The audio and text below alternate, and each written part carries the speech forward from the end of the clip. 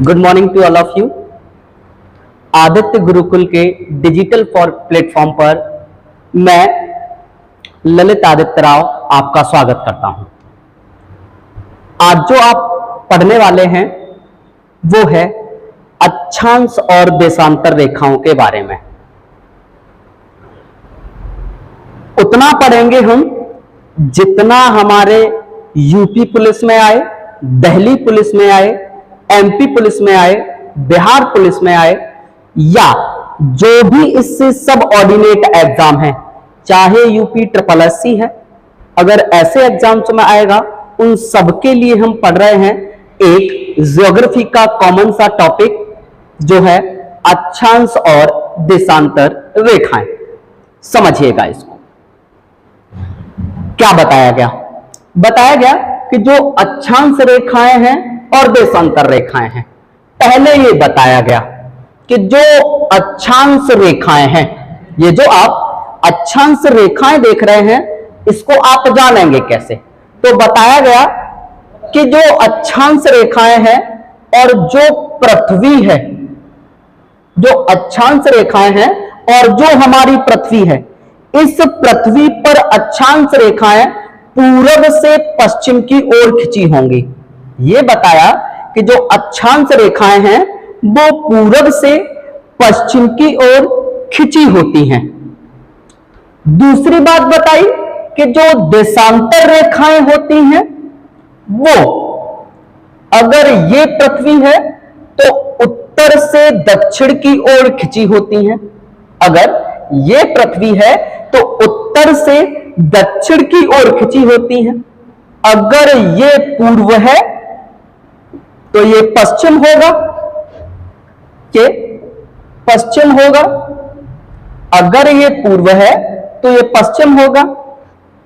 ये दक्षिण है तो ये उत्तर होगा। उसने कहा कि अक्षांश रेखाएं वे रेखाएं होंगी जो पूर्व से पश्चिम खिंची होंगी और देशांतर रेखाएं वे रेखाएं होंगी जो उत्तर से दक्षिण खिंची होंगी। ये कहा गया कि ऐसी क्या जरूरत पड़ गई कि इन रेखाओं को हमें पृथ्वी पर खींचना पड़ा। तो पहली बात यह बताई गई कि अगर हम अक्षांश रेखाओं को जाने, अगर हम इन अक्षांश रेखाओं को जाने, तो पहला कॉमन सा वर्ड हमारे पास ये आया कि ये रेखाएं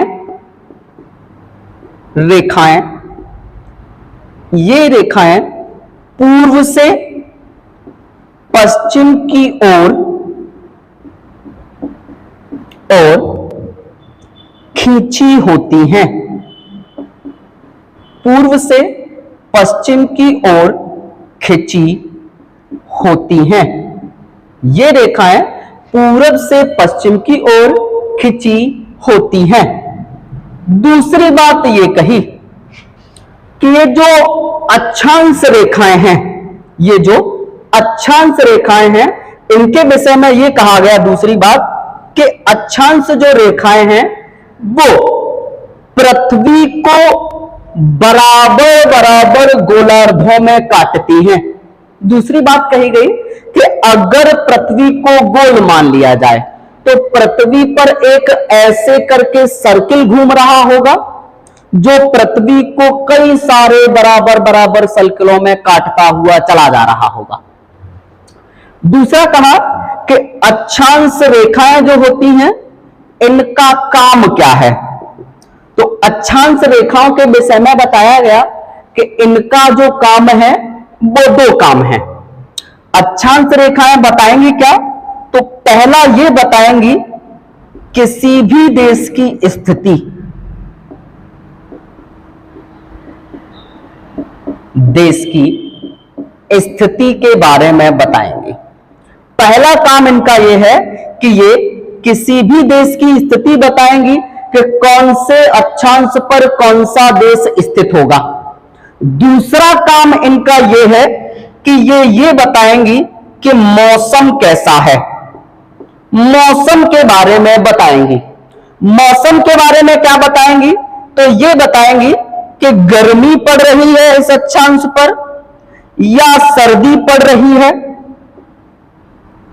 या बरसात हो रही है, यानी कि ये किसी भी देश की स्थिति बता सकती हैं और मौसम के बारे में बता सकती हैं। दूसरी बात बताई गई कि जो अक्षांश रेखाएं हैं, जो अक्षांश रेखाएं हैं, ये पृथ्वी पर खिंची नहीं है, ये सिर्फ काल्पनिक रेखाएं हैं जिनको मनुष्य ने अपनी सुविधा के लिए खींचा है।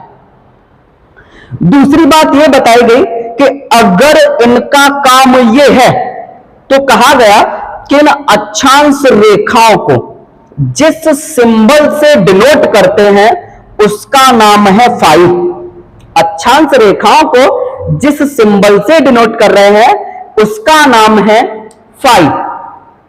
दूसरी बात कही गई कि अगर इन अक्षांश रेखाओं को ही जाना जाए तो बताया गया कि ये जो अक्षांश रेखाएं होती हैं, ये जो अक्षांश रेखाएं हैं, इनके विषय में क्या बताया गया? ये कहा गया कि आप क्या देखेंगे, ये देखेंगे अगर ऐसे करके अक्षांश रेखाएं बनी हुई हैं तो एक अक्षांश रेखा ऐसे खिंच रही होगी, दूसरी अक्षांश रेखा ऐसे खिंच रही होगी, तीसरी अक्षांश रेखा ऐसे खिंच रही होगी और ऐसे खिंचती खिंचती यहां पर अक्षांश रेखाएं दोनों तरफ खिंच रही हैं ऐसे। तो अब हम इसको देखकर क्या समझ पा रहे हैं? इसको देखकर हम यह समझ पा रहे हैं कि जैसे इस बीच वाली लाइन से हम इधर की तरफ चलना प्रारंभ करेंगे, किधर की तरफ?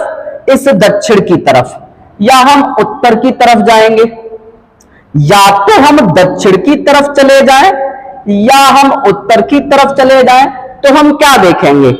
ये देखेंगे जैसे जैसे ध्रुवों के पास जाते चले जाते हैं अक्षांश रेखाओं की जो लंबाई है वो कम होती हुई चली जाती है। तो दूसरा पॉइंट इसमें यही लिखेंगे, क्या?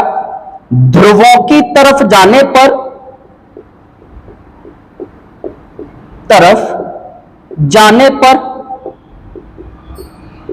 अक्षांश रेखा की लंबाई, अक्षांश रेखा, तो बताया गया इसमें लिखेंगे क्या? ये कहा गया कि ध्रुवों की तरफ जाने पर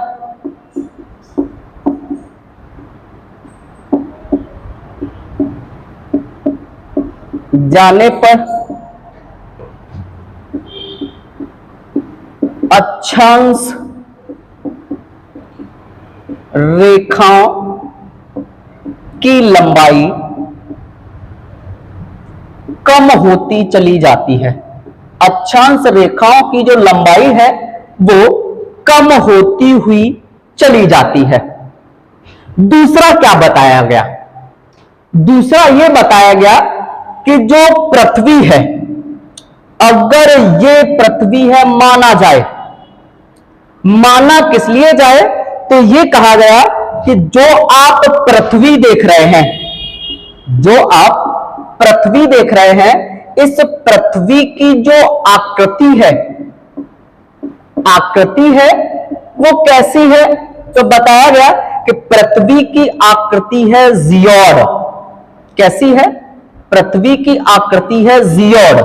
जियोड का मतलब है पृथ्वी, जियोड का मतलब है पृथ्वी की आकृति विषम है। विषम का मतलब क्या है? तो उसने ये बताया कि कोई तो ये कह रहा है कि पृथ्वी गोल है, कोई ये कह रहा है कि सेब के जैसी है, कोई ये कह रहा है कि नारंगी के जैसी है, कोई बता रहा है कि अंडे की जैसी है। लेकिन वास्तविकता तो ये है कि जिसके मुंह में जितनी बातें आ रही हैं वो उतनी बातें बोल रहा है। यानी कि पृथ्वी की आकृति के बारे में सही सही किसी को नहीं पता है। तो हमने कहा कि पृथ्वी की आकृति कैसी है? विषम है। और विषम का मतलब बताया गया है कि वो कैसी है? लक्षवाभ है। इस और का मतलब है कि कैसी है? लक्षवाभ टाइप की। क्या है साहब? जो पृथ्वी है वो उसकी आकृति लक्षवाभ है। दूसरी बात क्या बताई गई? दूसरा यह कहा गया कि अगर पृथ्वी को काटती हुई, बीच से काटती हुई एक ऐसे करके हम रेखा खींच दें तो ये क्या कर रही है।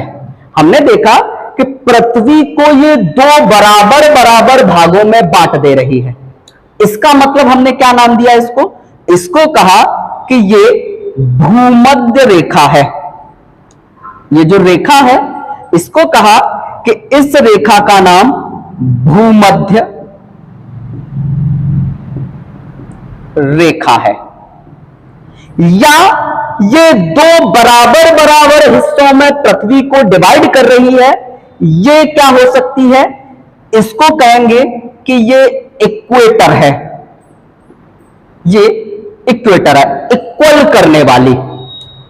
दूसरा कहा कि ये या तो भूमध्य रेखा है या इक्वेटर रेखा है, या ये बीच से स्थापित कर रही है पृथ्वी को दो, तो हमने कहा कि ये 0 डिग्री की लाइन है। ये 0 डिग्री की लाइन है। तीसरी बात कही कि इसी लाइन को हम एक वर्ड पढ़ रहे होते हैं जिसका नाम है विषुवत रेखा। विषुवत रेखा। अब हमें ये तो पता है कि ये भूमध्य रेखा है, या इक्वल कर रही है तो ये इक्वेटर है, या ये 0 डिग्री की लाइन है, या इसको हम विषुवत रेखा कह रहे हैं। ये समझ में नहीं आ पाया।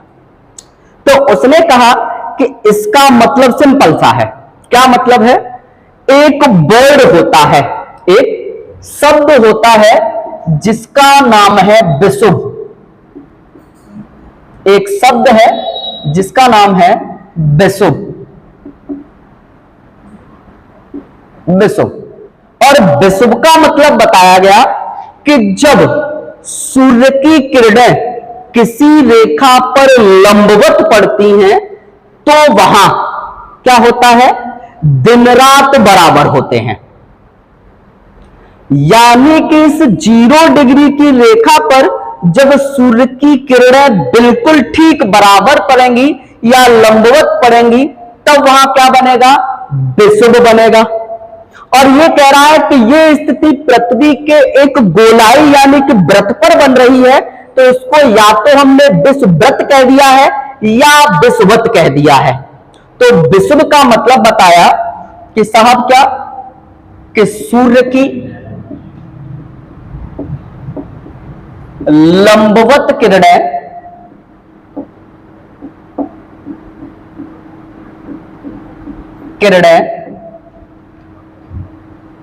जब पड़ती हैं तो क्या बनता है? विषुव बनता है। और इसी विषुव को कहते हैं संक्रांति। इसी विषुव को क्या कहते हैं? तो बताया गया कि जब भी सूर्य की किरणें लंबवत पड़ेंगी तो ऐसे ही वर्ड को कहेंगे क्या? संक्रांति। ऐसे ही वर्ड को कहेंगे संक्रांति या विषुव कहेंगे। इसीलिए इसका नाम क्या पड़ गया है? विषुवत रेखा पड़ गया है। ठीक है, मैं पीछे की साइड हो जाता हूं और आप स्क्रीनशॉट ले सकते हैं।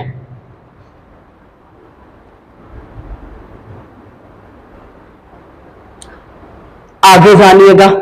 संभवतः स्क्रीनशॉट ले लिया होगा, आगे समझें।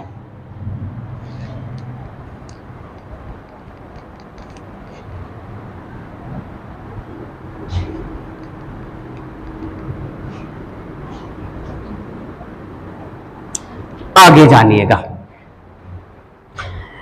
आगे क्या बताया गया? यह कहा गया कि अगर पृथ्वी ऐसे लगभग लगभग गोल है तो हम क्या देख पा रहे हैं?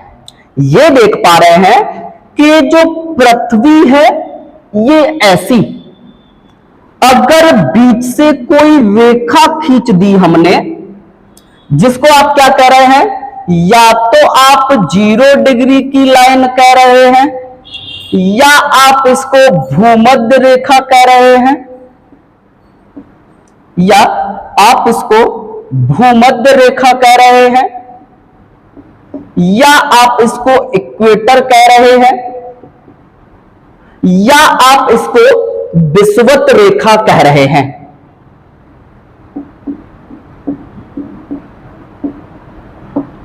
विषुवत रेखा कह रहे हैं, ठीक। उसने कहा कि ये जो विषुवत रेखा है, ये जो विषुवत रेखा है उसके बारे में बताया कि अगर हम ऐसे करके कोई लाइन खींच देते हैं, ऐसे करके अगर हम कोई लाइन खींच देते हैं तो इसको क्या कहते हैं। जब भी मैथ वाले सर पढ़ा रहे होते थे तो एक जो वृत्त होता था, उस वृत्त में जब हम लाइन खींच देते थे तो आप बताते कि भैया ये उसका व्यास है, ये क्या है, व्यास है। यानी कि जो भूमध्य रेखा है ये उसका व्यास कहलाएगा, और जितना व्यास होगा वही क्या होगी, इस विषुवत रेखा की लंबाई होगी। उसने कहा कि जितना ये व्यास होगा यही इस भूमध्य रेखा की क्या होगी, लंबाई होगी। उसने कहा कि जितना ये व्यास होगा उतनी ही क्या होगी, तो भूमध्य रेखा की लंबाई होगी। उसने बताया कि इस भूमध्य रेखा की जो लंबाई है वो 12,756 किलोमीटर है, 12,756 किलोमीटर है। और आपको मैथ वाले सर ने एक और बात पढ़ाई थी, क्या पढ़ाया था कि इस व्यास का आधा बाई 2 क्या होता है, त्रिज्या होती है। व्यास की आधी क्या होती है, त्रिज्या होती है। अगर हम क्या कर दें, इस व्यास को मतलब 22,756 को आधा कर दें तो हम क्या देखेंगे कि इसकी हमें त्रिज्या निकल आएगी, और इसकी जो त्रिज्या निकलेगी वो 63-78 किलोमीटर होगी, 63-78 किलोमीटर। आप आधा कर लीजिएगा, आ जाएगी।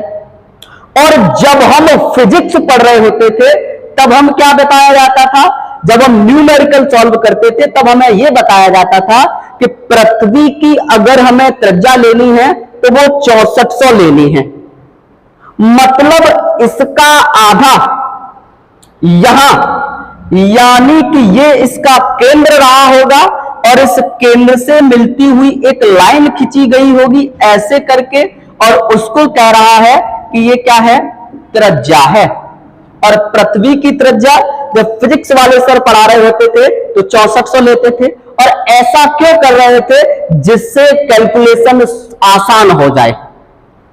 और लेकिन एग्जिट कितनी है, 63-78 किलोमीटर है। बहुत अच्छी बात है।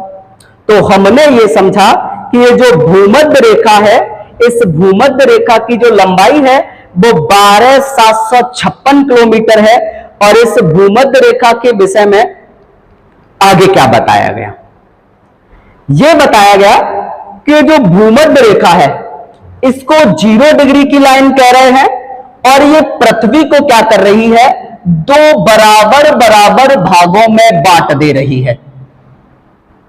इस वाले भाग को कह रहे हैं दक्षिणी गोलार्ध, गोले का आधा गोलार्ध, इसको कह रहे हैं उत्तरी गोलार्ध। दक्षिणी गोलार्ध और उत्तरी गोलार्ध कह रहे हैं। दूसरी बात बताई गई कि इसी दक्षिणी गोलार्ध और उत्तरी गोलार्ध में, इसी दक्षिणी गोलार्ध और उत्तरी गोलार्ध में क्या हो रहा होगा, कई सारी लाइंस खिंच रही होंगी।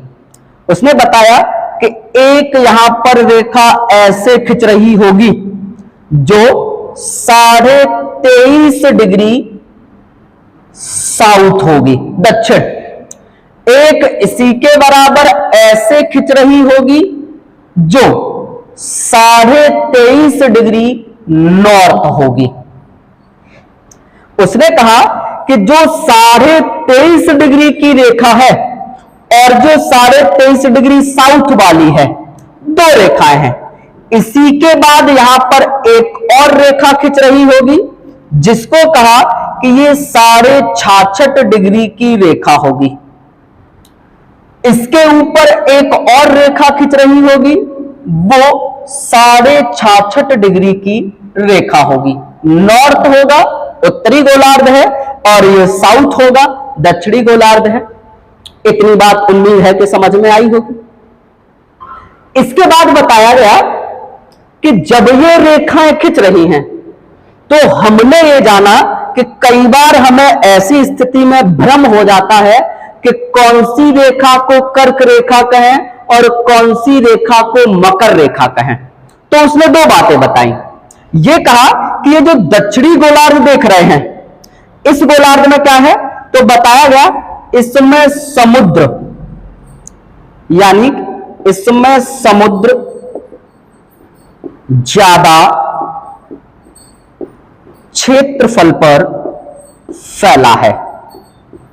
यानी कि इसमें क्या ज्यादा देखने को मिलेगा, आपको पानी ज्यादा देखने को मिलेगा। दूसरी बात बताई कि ये जो दक्षिणी गोलार्ध आप देख रहे हैं, इसमें क्या है, तो बताया गया इसमें धरातल ज्यादा है। धरातल कैसा है, ज्यादा है, तो पृथ्वी ज्यादा देखने को मिलेगी। दूसरी बात क्या कही गई, उसने ये कहा कि ये जो दक्षिणी गोलार्ध है, उस दक्षिणी गोलार्ध में जो 23.5 डिग्री साउथ की रेखा है, तो पानी ज्यादा है नीचे, तो पानी जाता है, और पानी ज्यादा में कौन रहता है, मगर। तो उसने कहा कि इस वाली लाइन को कहेंगे मकर रेखा। 23.5 डिग्री जो साउथ है, जो 23.5 डिग्री साउथ है, इधर लिख देता हूं, इधर कहा कि जो 23.5 डिग्री साउथ है, इसको कहेंगे मकर रेखा। और जो 23.5 डिग्री नॉर्थ है, यहां पर क्या दिख रहा है आपको, धरातल ज्यादा है। इसका मतलब क्या है, तो उसने कहा कि धरातल पर कौवे ज्यादा होते हैं। कौवे समझ रहे हैं, कौवा, इसको कहेंगे कर्क रेखा। कर्क रेखा। उसने कहा ठीक है, आप स्क्रीनशॉट लीजिए, मैं थोड़ा सा पीछे होता हूं, समझिएगा।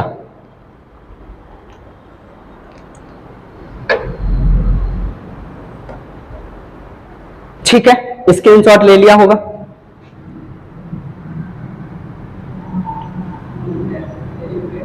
आगे समझिएगा।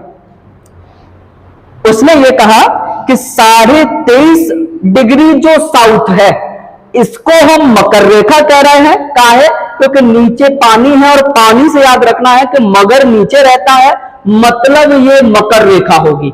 नॉर्थ वाली में धरातल ज्यादा है, तो कौवे ज्यादा रहते हैं, धरातल पर बैठते हैं, तो उसको कर्क रेखा कह रहे हैं। ये जो नीचे वाली रेखा है, इसको क्या कहते हैं, तो इसको कहते हैं सब आर्कटिक व्रत या रेखा, यही कहते हैं। ना ना ना ना, ऐसा तो बिल्कुल ही नहीं है। ऐसा इसलिए नहीं है कि दो चीजें होती हैं, एक होता है सब आर्कटिक व्रत, और दूसरा होता है सब अंटार्कटिक व्रत या रेखा कह लीजिए आप, कुछ भी कहें। ठीक, अब आप देख क्या रहे हैं, ये देख रहे हैं कि इसमें आपको दिख रहा है 5 अक्षर, और इसमें आपको दिख रहा है 4 अक्षर, इसमें आपको दिख रहा है 2 अक्षर, इसमें आपको दिख रहा है 3 अक्षर। मतलब जिसमें अक्षर कम है वो ऊपर होगा, और जिसमें अक्षर ज्यादा है वो नीचे होगा।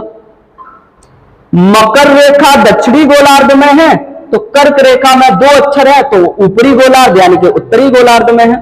ठीक वैसे ही जिसमें 4 अक्षर है वो उत्तरी गोलार्ध में होगा, जिसमें 5 अक्षर है वो दक्षिणी गोलार्ध में होगा।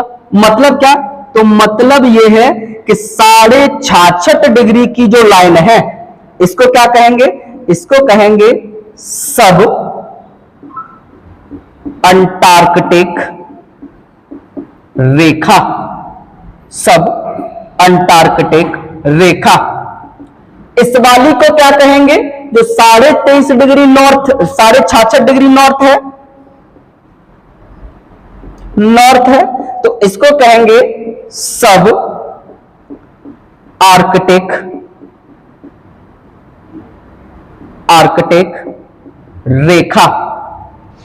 सब अंटार्कटिक रेखा और सब आर्कटिक रेखा कहेंगे। अब क्या समझ में आया? इतना जानने के बाद आपको कुछ और चीजें समझनी है। और चीजें क्या समझनी है? तो आपको यह समझना है कि उसने कहा कि अगर ये पृथ्वी है, दिख नहीं रहा होगा, ठीक है, ऊपर लिखते हैं।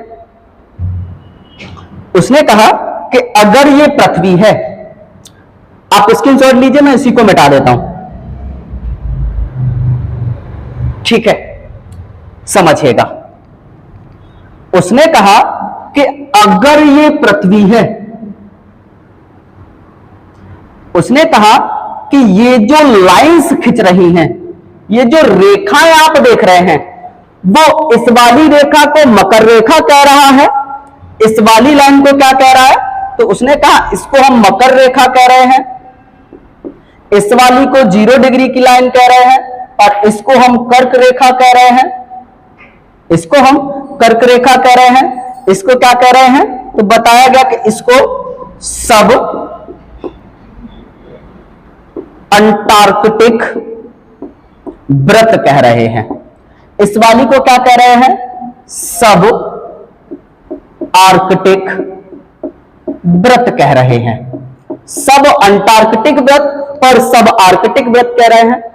उसने ये कहा कि अगर हम इस बिंदु से, बीच से यहां पर एक लंब डाल दें ऐसे करके, तो अब क्या देखेंगे? आप ये देखेंगे कि इसके बीच का जो एंगल है, ये वाला कितना डिग्री हो गया है? 90 डिग्री हो गया है। आप देखेंगे कि इसके बीच का जो एंगल है वो 90 डिग्री हो गया है। मतलब क्या है इसका? तो मतलब ये है कि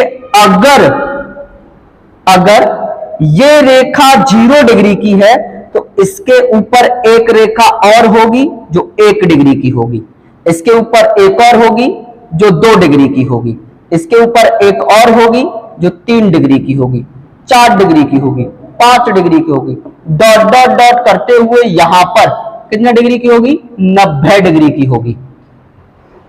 क्लियर बात है ना? 0 degree, 1 degree, 2 degree, 3 degree, 4 degree, 5 degree, dot dot dot करके 90 डिग्री तक क्या खिंच रही होंगी? लाइन खिंच रही होंगी। सेम ऐसी ही चीजें यहां इस वाले गोलार्ध में रिपीट हो रही होंगी। यहां 0 के बाद 1 डिग्री, 2 डिग्री, 3 डिग्री, 4 डिग्री, और यहां तक कितनी हो जाएंगी? 90 डिग्री हो जाएंगी। कितनी हो जाएंगी साहब? 90 डिग्री हो जाएंगी। तो उसने ये कहा कि जो अक्षांश रेखाएं हैं, जो अक्षांश रेखाएं हैं, इनकी अगर हम टोटल संख्या निकालें, तो कितनी निकाल पाएंगे? तो उसने कहा कि इनकी जो टोटल संख्या है वो 90 रेखाएं तो एक गोलार्ध में है, उत्तरी में, 90 ही रेखाएं जो है वो दक्षिणी गोलार्ध में है, और दोनों को बराबर बराबर कौन कर रहा था? 0 डिग्री की। यानी कि 90 रेखाएं ये, 90 रेखाएं ये, और एक रेखा ये, कितनी रेखा हो गई? 180 प्लस 0 डिग्री की एक, यानी कि 1, कितना हो गया साहब? 181 रेखाएं, 181 रेखा। यानी कि जो अक्षांश रेखाएं हैं इनकी संख्या 181 है। इनकी संख्या कितनी है साहब? 181 है। ठीक है, इनकी संख्या 181 है। आगे जानिएगा, आगे क्या बताया गया? आगे ये कहा गया कि आप ये देख पाए हैं कि 0 डिग्री से कहां चल रहे हैं? 1 डिग्री, 2 डिग्री, 3 डिग्री, ऐसे ही नीचे जा रहे हैं। तो ये कह रहा है एक रेखा ऐसे खिंची होगी, एक रेखा ऐसे खिंची होगी। यानी कि आप अगर एक अक्षांश से दूसरे अक्षांश पर जाएंगे तो आप ये कहेंगे कि यहां से और यहां की दूरी कितनी होगी। एक अक्षांश से दूसरे अक्षांश पर जाएं, आप कोई से अक्षांश पर जा सकते हैं। जैसे मान लीजिए यहां 68 डिग्री वाली रेखा से आप 69 डिग्री वाली रेखा पर जाएं, तब भी तो जो अंतर है वो कितने डिग्री का आ रहा है, 1 डिग्री का आ रहा है। तब भी तो जो अंतर है वो 1 डिग्री का आ रहा है। चाहे आप 1 डिग्री से 2 डिग्री पर जाएंगे तब भी जो अंतर है वो कितने डिग्री आएगा, तो अंतर आएगा साहब 1 डिग्री का। यानी कि एक अक्षांश से दूसरे अक्षांश पर जाते हैं तो आपको कितना चलना पड़ेगा, 111 किलोमीटर चलना पड़ेगा। एक अक्षांश से दूसरे अक्षांश तक जाने के लिए आपको 111 किलोमीटर की दूरी तय करनी पड़ेगी। दूसरी बात क्या कही, यह कहा कि दो अक्षांशों के मध्य का जो क्षेत्र है, ये दो अक्षांशों के मध्य का जो क्षेत्र है, ये वाला जो क्षेत्र आप देख रहे हैं, उसने कहा कि इस वाले क्षेत्र को कहते हैं जोन। क्या कहते हैं साहब, जोन कहते हैं। और जोन का हिंदी में मतलब होता है कटिबंध। हिंदी में मतलब होता है जोन का कटिबंध। क्लियर बात है ना। दो अक्षांशों के बीच की दूरी 111 किलोमीटर है और दो अक्षांशों के जो बीच का क्षेत्र है उसको जोन कहेंगे या आप कटिबंध कहेंगे। जैसे वर्ड आप देखते होंगे, उष्ण कटिबंधीय पर्णपाती वन कौन से क्षेत्र में पाए जाएंगे, उपोष्ण कटिबंधीय पर्णपाती वन कौन से क्षेत्र में पाए जाएंगे, शीत कटिबंधीय वन।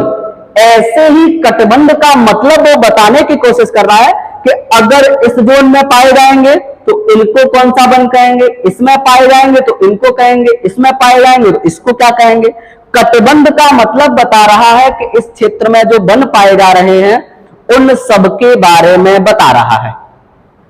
ठीक है, तो आपने जाना कि अक्षांश रेखाएं क्या होती हैं और ये कितनी हैं। स्क्रीनशॉट लेंगे, फिर इसके बाद आगे पढ़ेंगे।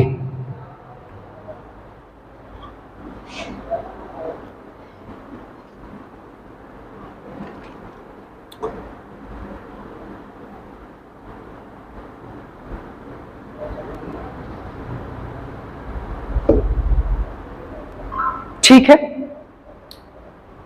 स्क्रीनशॉट ले लिया होगा आपने। आगे समझिएगा, आगे समझते हैं।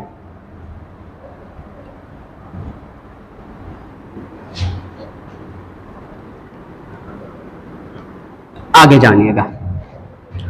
अब आपके पास जो महत्वपूर्ण रेखाएं हैं वो ये हैं।